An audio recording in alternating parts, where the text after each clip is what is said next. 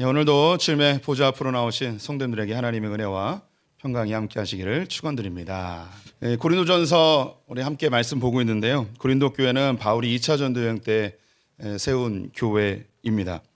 고린도는 항구 도시이고 무역의 도시였습니다. 그래서 굉장히 부유한 도시였는데요. 더불어 음행이 또 많이 있었고 또 우상 숭배도 많이 자행되었습니다. 고대 종교들이 다 그러했지만 이제 그리스 로마의 종교들이 음행과 아주 직결되어 있는 종교들이었습니다.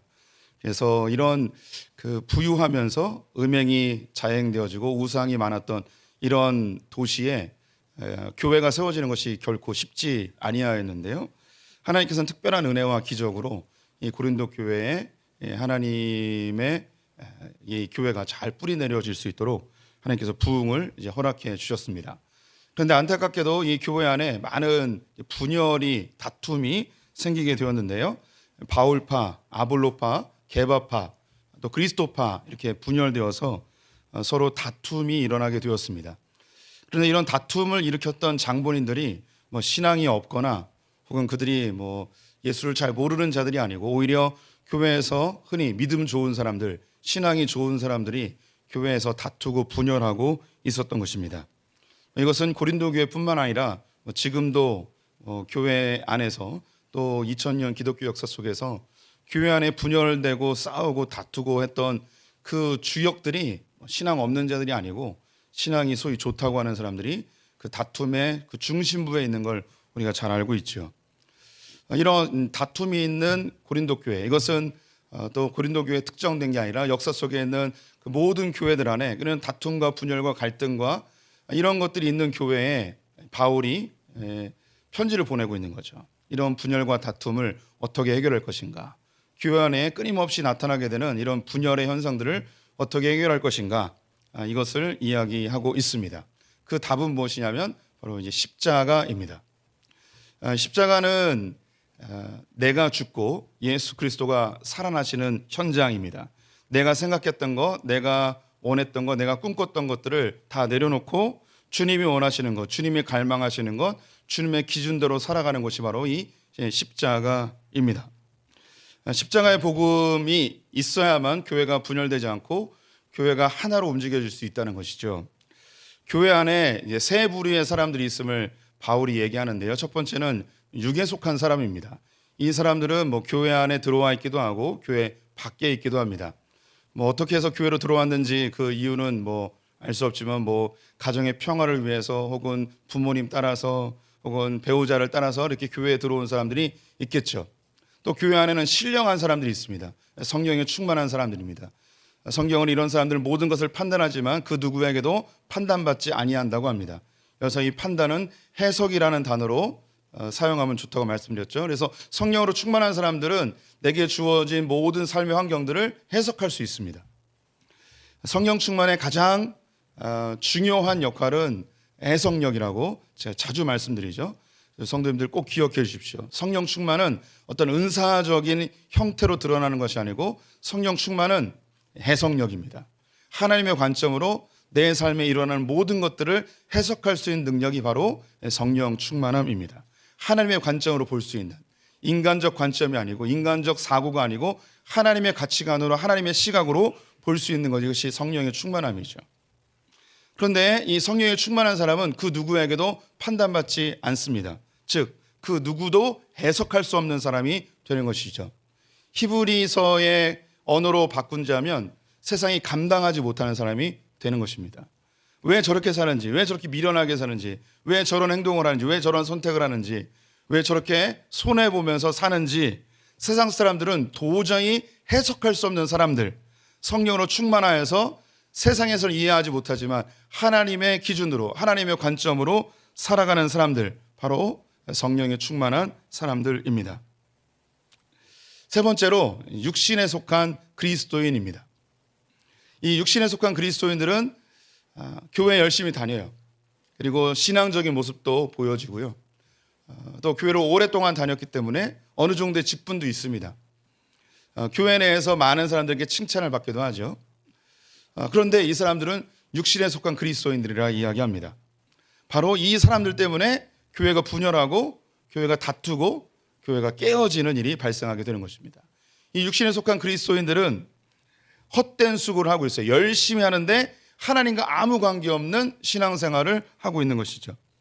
이런 사람들은 율법주의로 흐르든지 아니면 반율법주의로 흐르게 됩니다.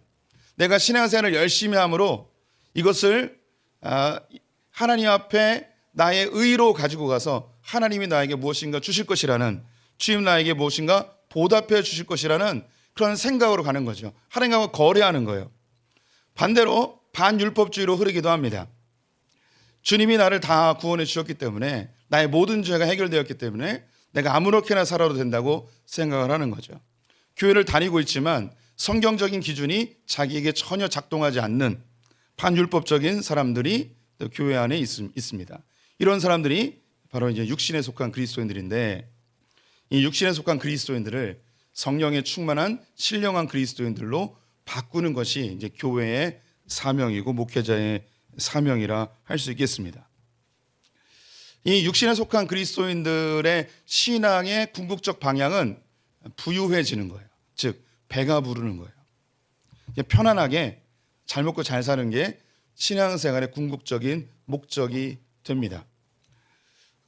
간혹 입으로 주님의 영광과 주의 나라를 위해서 산다고 이야기하지만 자기에게 조금만 손해가 오면은 하나님도 거부하고 교회도 거부하고 자기의 신앙생활까지도 충분히 거부할 수 있는 사람들입니다. 그리고 자기에게 무엇인가 풍요로워지고 여유롭고 자기가 원하는 대로 삶이 흘러가게 되면 이런 사람들에게 나타나는 현상이 교만입니다. 교만. 그래서 우리가 그 고린도전서 이야기하면서 보편적으로 그 성경에서 사용하는 교만과 바울이 특별히 이제 고린도전서에서 사용하는 이 교만이라는 이 똑같은 한국말인데 히브리어는 달라요. 그리고 그 개념 자체도 다릅니다. 보편적으로 성경에서 사용하는 교만은 어떤 거냐면 하나님이 하신 것을 인정하지 않는 것을 교만이라고 이야기합니다. 하나님이 하신 것을 자기가 한 것처럼 생각할 때 이것을 교만이라 이야기하고, 반대로 겸손은 하나님이 하신 것을 인정하는 것을 이제 겸손이라고 이야기합니다. 그런데 이제 고린도전서에서 사용하는 교만이라는 단어는 그 개념과 조금 달라요. 어떤 개념이냐면 자기가 옳다고 이야기하는 것을 교만이라고 이야기합니다. 고린도전서에서 특별히 바울이 사용하는 교만은 자기가 옳다고 여기고 살아가는 것을 교만이라고 이야기합니다. 바울이 특별히 우리가 내 생각이 옳아, 내 말이 맞아, 내 판단이 옳아, 이것을 주장하는 것을 교만이라고 이야기하는 거죠. 내 인생이 잘 풀려요, 내가 원하는 대로 진행되어 사람들이 소위 성공했다고 이야기하고 사람들이 인정해주는 위치에 오게 되면 여지없이 사람은 배가 불러서 자기가 지금까지 살아왔던 그 족적이 있기 때문에 옳다고 생각해요. 맞다고 생각해요. 바르다고 생각해요. 여기서부터 문제가 발생하는 거죠. 이것이 육신에 속한 그리스도인들의 특징이라고 이야기하는 것입니다. 그래서 성도님들에게 제가 자주 이야기하는데, 우리 성도님들은 내가 아무리 신앙생활을 오래 했을지라도, 내가 어떤 직분을 갖고 있었을지라도, 내가 어떤 신앙의 연륜과 성경적 지식을 갖고 있다 할지라도 우리 성도님들은 신앙생활을 어디서부터 시작해야 되는가? 나는 틀렸다부터 시작하셔야 돼요. 간절하게 부탁을 드립니다. 우리의 신앙생활은 내가 틀렸다부터 시작하셔야 됩니다. 얼굴빛들이 동의가 되지 않는 눈빛들이에요. 성도님들, 우리의 신앙생활의 그 기준점이 내가 틀렸다부터 시작을 해야 돼요.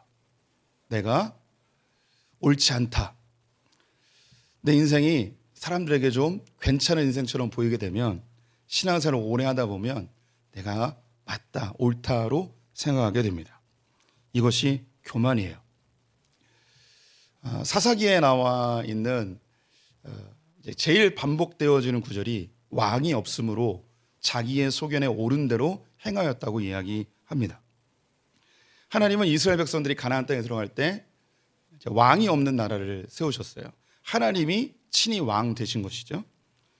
그런데 그 나라가 어떻게 통치되는가? 하나님이 주신 말씀, 하나님의 율법대로 각자가 그 말씀을 좇아서 자기의 기업, 자기의 삶의 터전에서 그 말씀대로 살아가는 거예요. 하나님을 왕으로 모시고 그 왕께서 이야기하신 질서와 법도대로 삶을 살아가는 거죠. 그래서 스스로 왕의 삶, 통치의 삶, 다스림의 삶을 살도록 하는 겁니다. 그런데 자기 소견에 옳은 대로 행하였다는 것은 뭐냐면 하나님의 말씀대로 살지 않은 것이고 하나님의 명령대로 살지 아니한 거예요.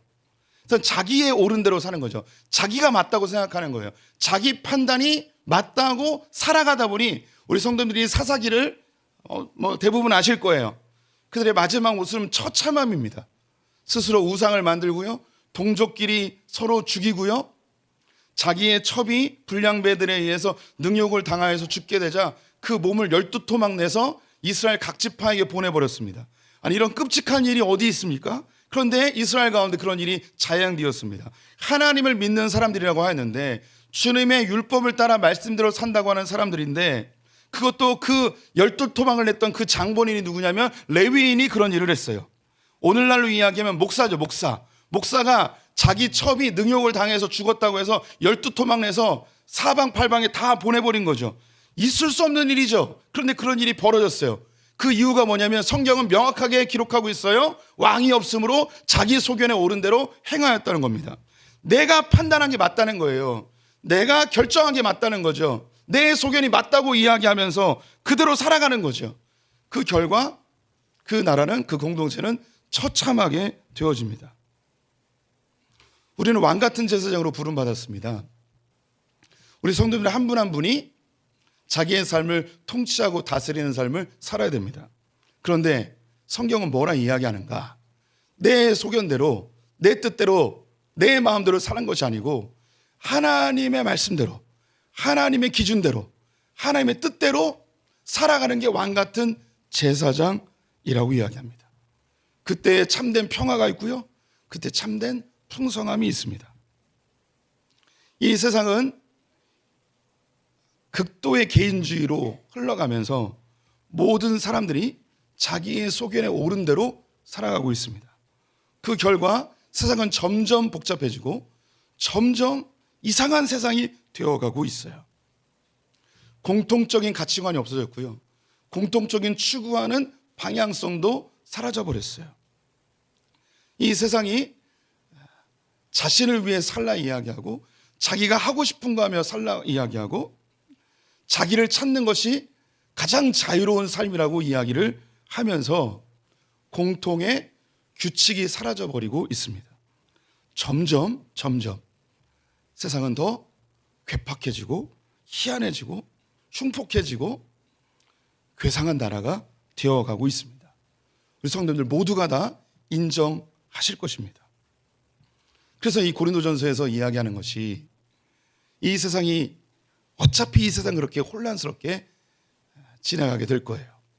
그런데 우리 크리스찬들은 그렇게 살면 안 된다는 거죠. 적어도 크리스찬들은 그렇게 살면 안 된다는 거예요. 이 세상에 일어나고 있는 그 많은 이슈들에 대해서 성경적 관점으로 신령한 사람이 되어 이것을 바르게 해석하여서 우리의 삶을 한 걸음 한 걸음 내걸을 때에 그때 진정한 행복한 풍성한 삶을 얻게 된다는 것입니다. 내 삶에 일어나고 있는, 우리 주변에 일어나고 있는 일들을 바르게 성경적으로 해석하는 것을 저는 뭐라고 표현하냐면 복음이 체질화되어지고 복음으로 능숙해지고 복음으로 유창해진다고 이야기하는 거예요. 이걸 다른 언어로 성경적 가치관을 가졌다 이렇게 표현할 수 있겠지만 복음으로 유창해지고 능숙해지고 체질화되어지는 그런 성도들, 그런 사람이 바로 신령한 그리스도인입니다. 고린도전서에는 많은 주제들이 나옵니다. 그 중에 오늘 첫 번째 주제로 고린도 교회에게, 아니 현대를 살아가고 있는 우리 소풍교회 성도들에게 제일 먼저 이슈로 던진 게 뭐냐면 음행이라는 이슈예요. 왜 고린도전서에서 제일 먼저 던진 이슈가 음행일까요? 이것이 가장 심각한 문제이고 가장 흔한 문제이며 가장 우리에게 가장 가까운 문제일 수 있기 때문입니다. 오늘 1절을 보게 되면 이 고린도 교회에 음행의 문제가 발생하였습니다. 1절에 너희 중에 심지어 음행이 있다함을 들으니 그런 음행은 이방인 중에서도 없는 것이라. 그가 그 아버지의 아내를 취하였다 하는도다. 바울이 이 고린도 전서를 쓴 곳이 에베소에서 쓴 것으로 추측되는데요. 그래서 고린도 교회의 이야기를 들은 거예요. 그 교회 안에 한 성도가 아버지의 아내를 취하였다는 거죠. 아버지의 아내를 자기의 아내로 맞이했다는 거예요. 그 이면에 어떤 스토리가 있는지 성경은 언급하고 있지 않습니다. 그런데 몇 가지 이렇게 추론할 수 있는 것들이 있는데 가장 설득력 있는 추론이라면 아버지가 돌아가셨어요. 근데 이 아버지에게 첩들이 있는 거예요. 그래서 이 첩들 중에 이 아들이 자기와 나이가 비슷하거나 평소에 흠모하던 그 첩을 자기의 아내로 맞이하게 된 것이죠. 그래서 성경은 이방인들 중에도 이런 일이 있지 않다는 거예요. 이방인들 중에도 벌어지지 않는 이 일이 교회 안에 벌어졌다는 것이죠. 구약 성경을 보게 되면 아버지의 아내를 자기의 아내로 삼지 못하게 되어 있습니다. 또한 아버지의 여자 형제들도 아내로 맞이할 수 없고요. 그리고 아버지의 딸, 자기의 여동생을 아내로 맞이할 수 없게 되어 있습니다. 그것은 아버지께로부터 나온 그 씨, 피가 흐르기 때문인데요. 이것은 곧 아버지의 명예를 실추시키는 것이고 아버지를 모욕하는 것이라 하여서 구약 성경에서 금하고 있죠. 그런데 이런 것은 구약 성경에서만 금한 것이 아니고 당시 중동 사회에서 흔하게 있었던 일이고 또 전 세계적으로도 이런 일들은 흔하게 규율로서 정해져 있는 것입니다. 고대 사회는 명예를 굉장히 소중하게 여기는 사회였기 때문에 아버지의 명예를 실추시키는 것 굉장히 인간으로서 하지 말아야 될 일이죠. 그것이 아내의 여인들 혹은 그 아버지의 여인들 혹은 아버지로부터 나온 자녀들을 범하는 것 굉장히 안 좋은 것이 있습니다. 창세기 35장을 보게 되면 르우벤이 자기 아버지 야곱의 첩이었던 빌하를 범하는 장면이 있습니다. 그 사건 때문에 르우벤은 장자였는데 장자의 명분에서 완전히 제외되어 버리죠. 그처럼 구약 성경 그 믿음의 공동체 안에서 이 규율은 굉장히 중요한 규율인데 이것이 지금 자행되고 있다는 겁니다. 요새 이 음행이라는 이 단어가요 히브리어로 헬라어로 포르네이아라는 단어인데요. 여기서 이제 포르노라는 단어가 나오게 되었습니다. 이것은 매춘하다, 창기에게 가다, 창기에게 들어가다 이런 뜻을 가지고 있는데요. 아버지의 아내를 얻은 것을 당시 매춘을 하는 것 그리고 성경에서 완전히 금하고 있는 창기에게로 들어가는 것 그것과 같은 맥락으로 기록해 놓았습니다. 한 사건을 통하여서 이 음행이라는 것에 대해서 설명을 해 나가고 있습니다. 그런데 이 한 지체가 음행의 문제를 일으킨 것에서 멈추지 않고 그 공동체가 이 부분에 대해서 문제 제기를 하지 아니하였습니다. 2절 말씀 우리 같이 읽어보기를 원하는데요. 2절 같이 읽겠습니다. 그리하고도 너희가 오히려 교만하여져서 어찌하여 통하는지 아니하지 아니하고 그 일을 행한 자를 너희 중에서 쫓아내지 아니하였느냐. 이 고린도 교회 공동체 안에서 이런 이방인들도 하지 아니하는 아버지의 명예를 실추시키는 음행을 범한 자가 있는데 이 공동체가 그를 쫓아내지 아니하였습니다. 근데 쫓아내지 아니하였는데 왜 쫓아내지 않았는가? 그 이유가 교만 때문이라는 거예요. 교만. 아까 제가 말씀드렸죠. 이 고린도 전서에서 사용되고 있는 교만은 성경 전체에서 이야기하는 교만과 좀 다르다고. 이 교만은 자기가 옳다고 생각하는 거예요. 이 공동체는 이게 옳다고 판단한 거예요. 왜 쫓아내지 아니하였는가? 그냥 정 때문도 아니고 관계성 때문도 아니고 그의 어떤 교회 내에서 지위 때문도 아니고 이 일이 옳다고 판단한 거예요. 이 일은 나쁜 게 아니고 죄가 아니고 이건 괜찮은 일이야 라고 그들이 스스로 판단하여서 내쫓지 아니했다고 이야기합니다. 그런데 바울은 다르게 이야기해요. 나는 그렇게 판단하지 않는다. 3절 말씀 같이 읽어보겠습니다. 내가 실로 몸으로는 떠나 있으나 영으로는 함께 있어서 거기에 있는 것 같이 이런 일을 행하는 자를 이미 판단하였노라. 나는 이미 판단하였다. 성경에서 판단하지 마라, 비판하지 마라 이런 단어들이 많이 나오죠. 그런데 여기서 이 바울이 그 사람을 판단하고 있네요. 그럼 잘못된 거 아닙니까? 바울이 이미 4장에서 판단하지 마라, 비방하지 마라 이걸 계속 반복했거든요. 교회 공동체 안에서 비판하지 마라, 판단하지 마라 했는데 자기는 판단하고 있대요. 바울이 잘못한 거네요? 라고 생각할 수 있겠지만 바울이 여기서 이야기하는 판단은 하나님의 기준으로 판단한다는 거예요. 너희들은 교만하여서 너희들의 기준으로 이 일이 괜찮아 라고 판단하였지만 이 일에 대해서는 내가 그 현장에 있지 아니하였지만 하나님의 말씀으로 그것은 옳은 것이 아니야 라고 바울이 얘기해 주는 거죠. 우리는 누군가를 판단하고 정죄하고 비판하는 것 당연히 멈춰야 됩니다. 그러나 성경적 기준으로 그것이 틀렸다면 틀린 거예요. 그것이 옳지 않다면 옳지 않은 거예요. 이것을 우리의 판단력 기준으로 삼아야 되는 거죠. 고린도 교회는 자신들이 옳다 생각하여 즉 교만하여서 아버지의 아내를 취하였는데 그것을 내쫓지 아니하고 그대로 수용해 버렸습니다. 근데 이것이 단순히 그 사건으로 끝나는 것이 아니고 이 죄는 더 확장되게 됩니다. 7절과 8절 우리 같이 읽어보도록 하겠습니다. 너희는 누룩 없는 자인데 새 덩어리가 되기 위하여 묵은 누룩을 내버리라. 우리의 유월절 양 곧 그리스도께서 희생되셨느니라. 이러므로 우리가 명절을 지키되 묵은 누룩으로도 말고 악하고 악에 찬 누룩으로도 말고 누룩이 없이 오직 순전함과 진실함의 떡으로 하자. 저 6절 말씀 안 읽었는데요. 제가 읽습니다. 너희가 자랑하는 것이 옳지 아니하도다. 적은 누룩이 온 덩어리에 퍼지는 것을 알지 못하느냐. 요 작은 음행하는 것 이걸 너희들이 내쫓지 않고 이것을 옳다 이야기하고 괜찮다고 이야기하고 받아들이는 순간 이 작은 누룩으로 인하여서 모든 공동체가 이 음행의 죄의 영향을 받게 될 것이라고 이야기하고 있습니다. 그러면서 이 공동체는 순전함과 진실함의 누룩으로 점점점 확장되어져야 한다라고 얘기하고 있죠. 이 공동체는 작은 음행을 괜찮다. 이 정도는 괜찮아. 이 정도는 하나님도 이해하셔.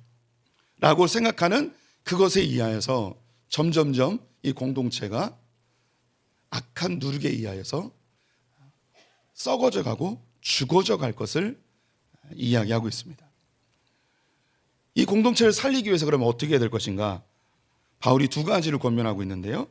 9절 말씀에 내가 너에게 쓴 편지에 음행하는 자들을 사귀지 말라 하였거니와 첫 번째 이런 사람들과는 사귀지 말라고 합니다. 옳지 않은 것에 대해서는 사귀지 말라고 하는데요. 이 사귀지 말라는 것이 저 밖에 있는 우상 숭배하는 가늠하는 자들, 탐욕하고 술 취하는 자들, 실제로 음행하는 자들 그 사람들과 상종하지 마라 그런 뜻이 아니고 교회 안에 이런 것들이 이런 사람들이 있을 때에 네가 그것을 알게 되었다면 그들과 사귀지 마라. 즉 오염되지 않도록 경계하라는 것입니다. 또 13절에 보면 밖에 있는 사람들은 하나님이 심판하시려니와 이 악한 사람은 너희 중에서 내쫓으라. 이런 음행의 문제에 대해서는 그것을 자행하는 자를 반드시 내쫓으라고 이야기하고 있습니다. 교회의 순수성을 지키기 위해서 이런 음행에 대하여 성적인 문제에 대해서 멀리하고 내쫓으라. 교회 안에 들어오지 못하도록 지켜내라고 이야기하고 있습니다. 이 성에 대하여서 이 언급하는 것이 사실 쉽지는 않습니다. 성은 굉장히 민감한 주제이고요. 또 자칫 잘못 이야기하면 우리 성도님들이 오해할 수도 있고. 그래서 예전에 그 10계명을 할 때 제 7계명인 간음하지 마라라는 이 주제가 나왔을 때요. 제가 설교를 안 하고 CCC의 유명한 한 장로님 모셔다가 설교를 한 적이 있었습니다. 제가 그것을 하는 것 자체가 굉장히 좀 부담스러워서 제 3자를 통해서 말씀을 증거하게 했던 기억이 있습니다. 오늘 이 본문 역시 제가 우리 성도들에게 전하기보다는 누군가 대신 이 본문을 해줬으면 하는 마음도 있긴 합니다. 그렇지만 그래도 담임 목사가 좀 하려고 하니 양해해 주시고 들어주셨으면 좋겠습니다. 성이라는 주제에 대해서 인류는 두 가지의 큰 방향성을 가지고 있습니다. 첫 번째는요, 이 성은 굉장히 뜨거운 불과 같아서 그래서 경계해야 된다고 생각하여 금욕으로 흐른 흐름입니다. 또 하나는 이 성이 자꾸 이제 죄의식이 있고 이걸 뭔가 경계하고 터부시하고 조심해야 된다는 이것이 불편하게 느껴지는 거예요. 그래서 성에 대한 자유를 이야기하는 사람, 성 해방을, 혁명을 이야기하는 이 두 부류로 흐르고 있습니다. 이 금욕에 대해서는 우리 성도님들이 다 알고 있는 유교적인 사고가 여기에 해당이 되겠죠. 남녀 7세 부동석. 그래서 7세가 넘으면 남자와 여자는 따로 앉아야 된다는 거죠. 우리 성도님들은 지금 이렇게 자유롭게 앉아 계시는데 우리가 이제 그 한 50년 전, 30년 전만 했으면 이렇게 안 앉았죠. 제가 다녔던 그 교회는 정해져 있습니다. 제가 볼 때 오른쪽은 남자들, 왼쪽은 여자들 이렇게 앉아 있었어요.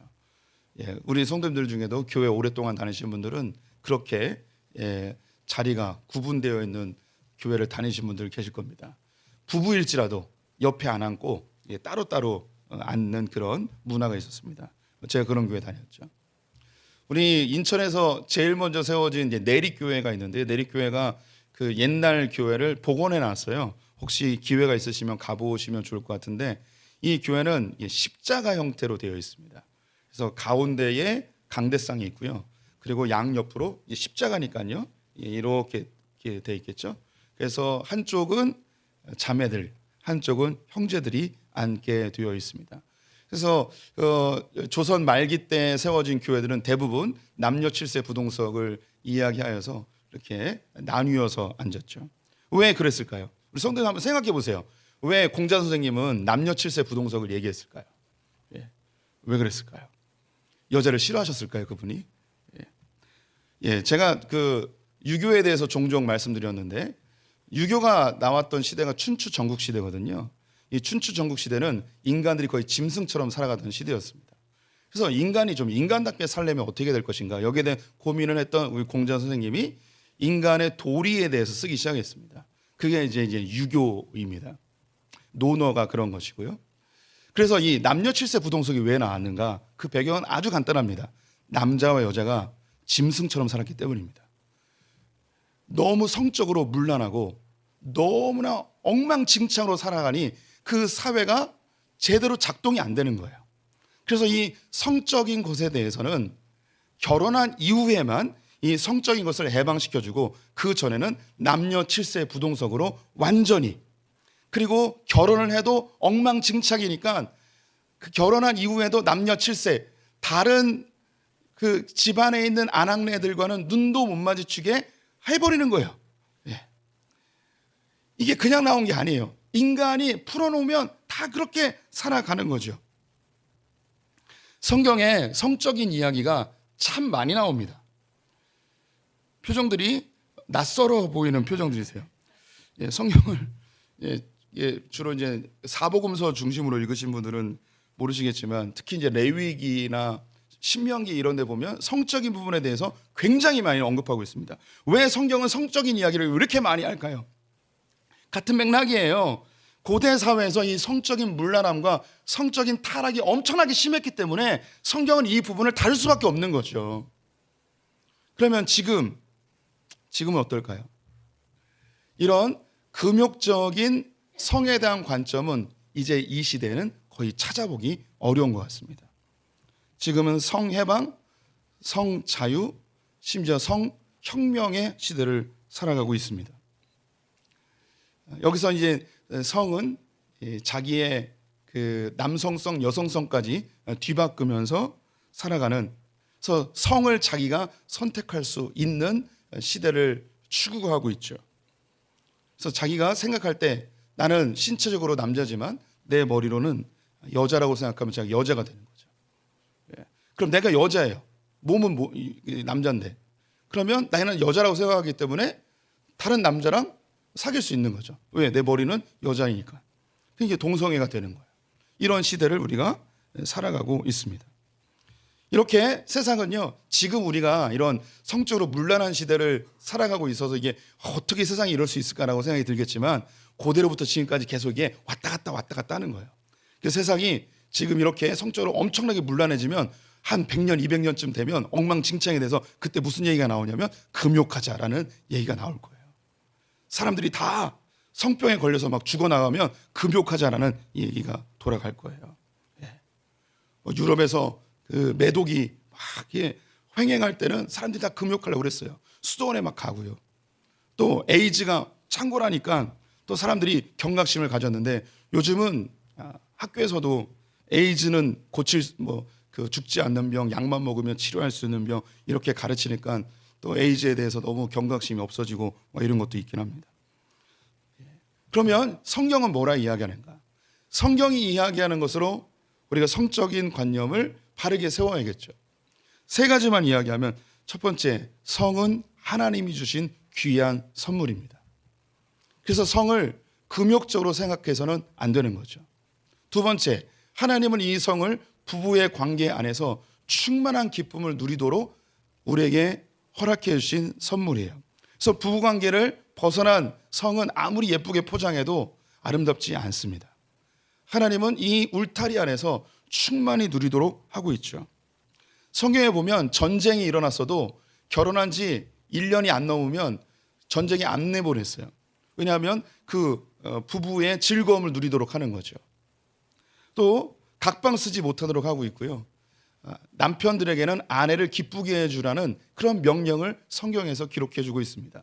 성경은 너무 자극적인 그런 성적 표현들도 과감 없이 표현하고 있습니다. 아가서를 보게 되면 너무나 적나라하게 표현을 합니다. 그래서 유대인들은 이런 적나라한 아가서를 성경 정경에서 빼고자 하는 그런 운동들도 있었습니다.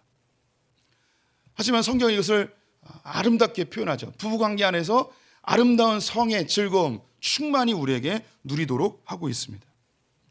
또 여기서 더 나아가서 단순히 육체적인 즐거움뿐만 아니라 성을 통하여서 남녀가 온전히 하나 되어짐을 통하여 하나님과 하나 되어지는 영적인 것으로 승화시키기를 성경은 이야기하고 있습니다. 에베소서에 남편과 아내의 이 비밀의 신비함을 예수 그리스도와 교회 신부되어진 교회의 그 신비함과 일치시켜서 이야기를 하고 있죠. 그래서 부부관계의 이 친밀함은 영적인 것으로 승화되어져야 하는 것이죠. 이 성적인 것은 참 언급하기 쉽지 않은 주제입니다. 우리가 아무리 노력하고 애쓰고 해도 성적인 부분에 있어서 우리 가운데 온전히 자유로운 사람이 사실 없습니다. 예수님께서는 실제로 음행을 하는 것, 이것만 죄로 여기지 아니하고 마음에 음욕을 품는 것까지도 죄라고 이야기하였으니 우리 가운데 그 누가 자유로울 수 있겠습니까? 그래서 누구나 다 이 성의 주제 앞에서는 다 스스로 죄인임을 인정하고, 내가 이 성적인 관념에 대해서는 틀렸습니다, 하나님의 관점으로 살겠습니다라는 결단이 우리에게 있어야 돼요. 오늘날의 한국 사회, 한국 교회는 이 성과 관련된 이슈들이 고린도 교회처럼 굉장히 많이 느슨해져 있는 시대를 살고 있습니다. 낙태의 문제 정지하려는 것은 아닙니다. 우리 가운데 낙태의 경험이 있는 분들도 있을 수 있어요. 전통적인 교회 안에서 이 낙태는 분명히 죄로 이야기하고 있습니다. 그런데 어느 순간부터 교회에서 낙태에 대해서 죄라고 이야기하는 것이 사라지고 있죠.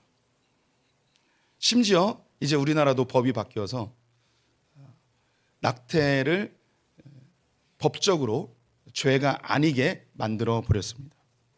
동성애, 우리가 몇십 년 전만 하면 어떻게 동성애를 할 수 있어 라고 이야기하시겠지만, 한 20여 년 전부터 국가인권위원회에서는 초중고등학교 학생들에게 인권교육이라고 하면서 이제 동성애 교육을 실시하였습니다.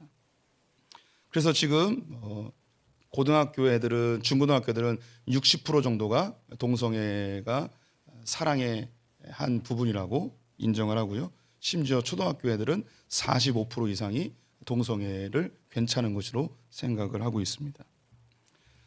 올해에 크리스찬들을 대상으로 설문조사를 했습니다. 우리 성도님들, 크리스찬들이 동성애 찬성이 몇 프로나 되실 것 같으십니까? 크리스찬들을 대상으로 동성애를 찬성하십니까? 반대하십니까? 동성애 찬성이 30%가 나왔습니다. 이건 그 2020년도에 조사했을 때는 35%였어요.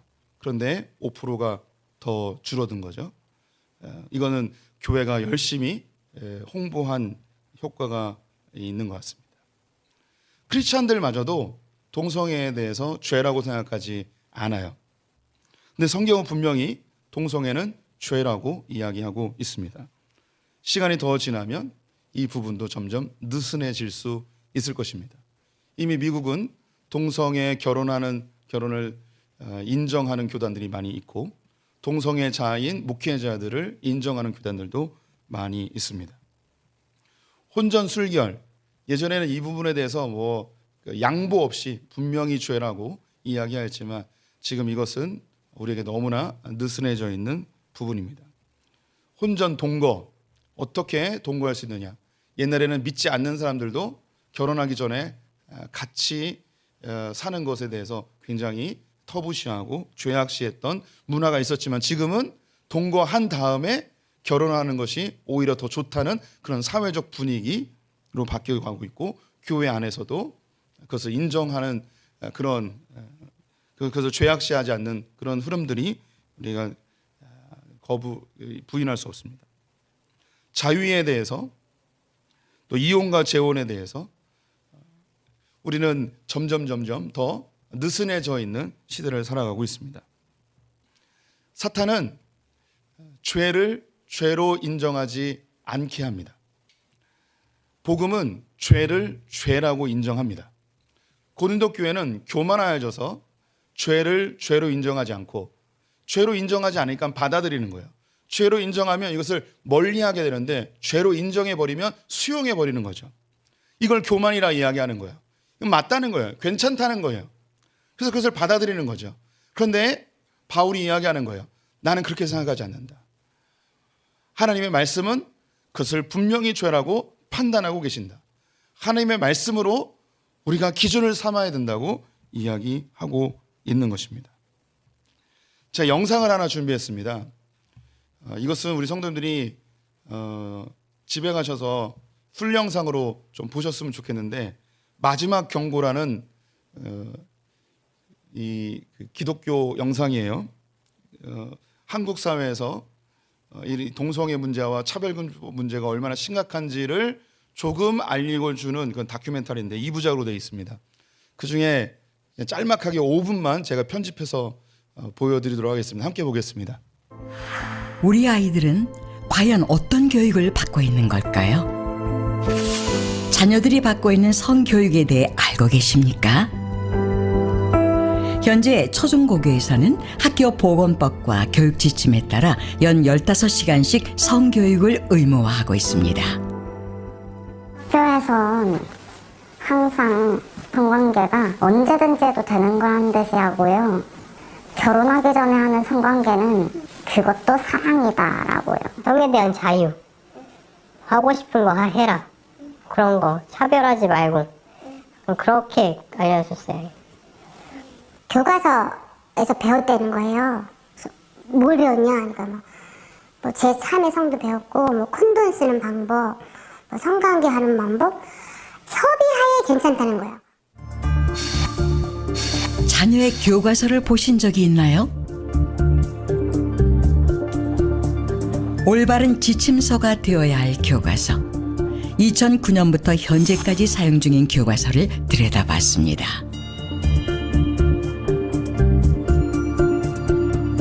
부적절한 성기 표현은 물론 사회적 성진도 교육까지 이루어지고 있으며 특히 성적 자기결정권을 강조하는 교육이 이루어집니다. 아이들에 대한 성교육은 학교 정규 수업에서뿐만 아니라 청소년 성문화센터에서도 이루어지고 있습니다.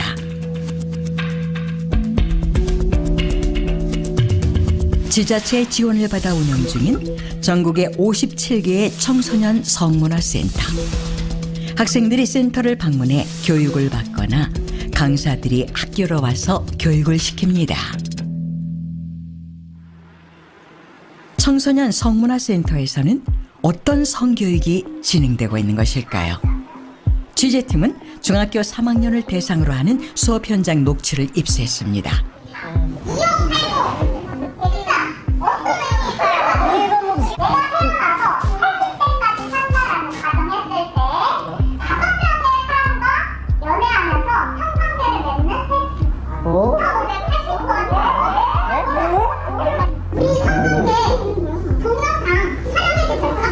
절대 안 돼요.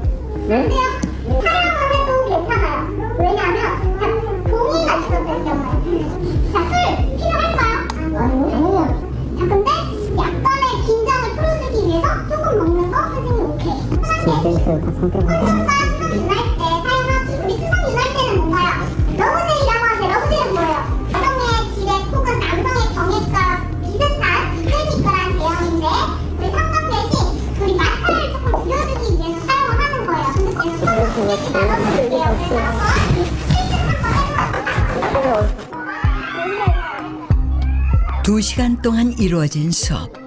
성윤리와 절제에 관한 내용은 찾아볼 수가 없었습니다.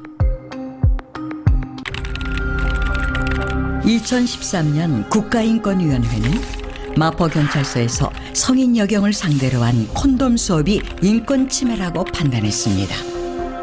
그런 수업을 미성년자인 아이들이 강제적으로 받고 있습니다.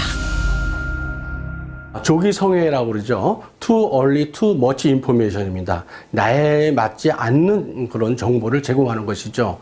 어른들이나 또는 결혼한 사람이 알아야 될 그런 성교육이나 성 정보를 어린아이에게 가릴 필요가 없습니다. 그런데 어린아이들에게 이걸 가르쳤을 적에 아이들이 그걸 사리 판단을 잘해서 맞게 사용하느냐? 절대 그렇지 않겠죠. 되려 호기심만 유발할 뿐입니다. 그러면서 이것이 행동으로 이어지게 되겠죠. 이름으로써 이제 성폭력이라든지 성범죄가 급증하는 게 하는 원인이 아닌가 생각됩니다. 이런 개방된 성교육으로 인해 최근 청소년들의 일탈이 도를 넘고 있습니다. 이에 언론들은 한국 청소년의 첫 성관계 경험 연령 평균이 13.6세이므로 성윤리 및 절제 교육보다 피미제 교육이 필요하다고 주장을 합니다. 그러나 질병관리청 보고서에 따르면 한국 청소년 중 5.7%의 청소년이 성관계를 했고 그 성경험이 있는 5.7%의 성경험 평균 연령이 13.6세인 것입니다. 즉, 성관계를 경험하지 않은 다수의 청소년이 약 94%인 것을 의미합니다.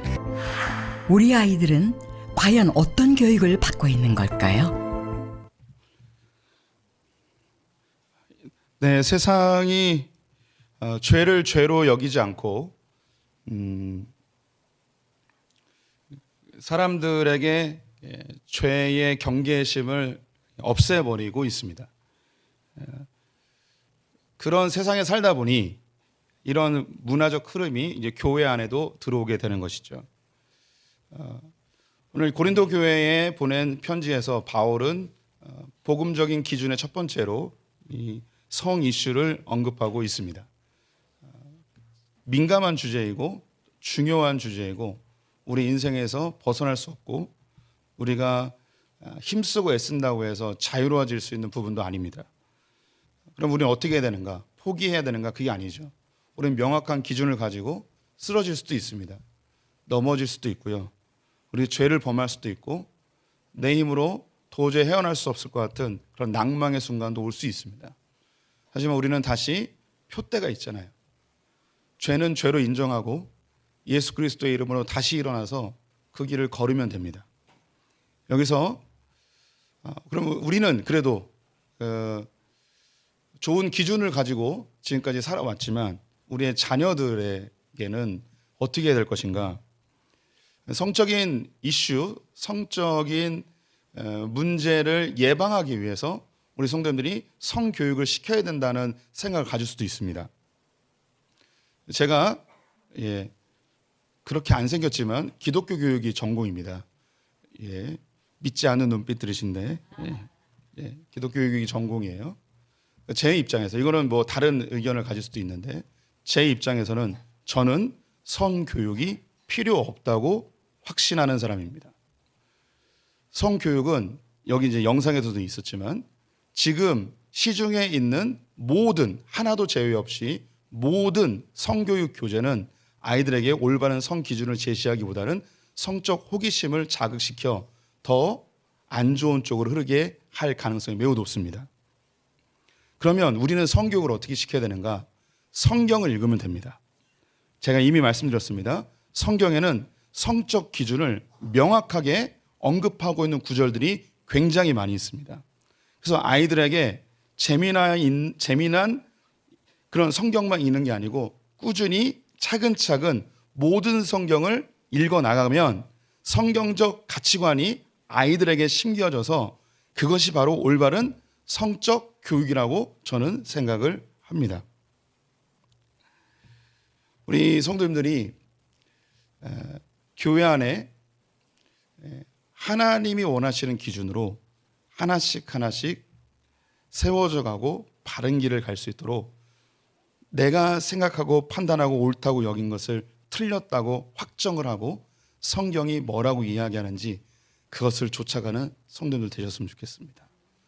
또한 우리 자녀들이 얼마나 비성경적인 기준 속에 노출되어 있는지를 바르게 분별하셔서 그 어떤 교육보다도 성경 그 자체를 아이들에게 알려주시는 것이 가장 좋은 교육이라고 저는 확신합니다.